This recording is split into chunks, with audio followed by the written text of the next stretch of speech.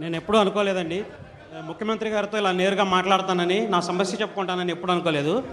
Sir చెప్పారు ఈ 5 ఏళ్ళుగా నవ్వుతున్న మొహాలు ఎప్పుడు చూడలేదని చెప్పారు. కానీ నేను చూశాను సార్, నవ్వుతున్న మొహాలు నేను చూశాను. ఎక్కడంటే మన పాస్బుక్ల పైన జగన్ గారు నవ్వుతుంటే చూశా.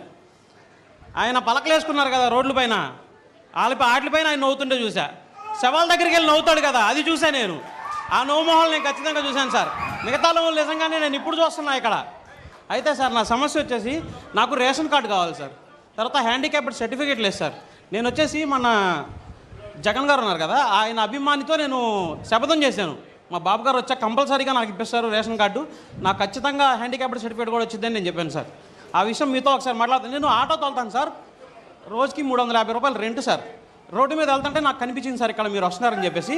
మీతో మాట్లాడితే నా సమస్య ప్రాబ్లం సాల్వ్ అవుతుందని చెప్పి నేను వచ్చాను సార్ ఇక్కడికి. నీకు ఆటో ఏది మామూలు ఆటో ఉందా? ఆటో తోలుతాను సార్ నేను, రెంట్కి సార్. అది రెంట్కి తీసుకుని నీకు ఆటో కొనిస్తాను, ఎలక్ట్రికల్ ఆటో కొనుక్కో.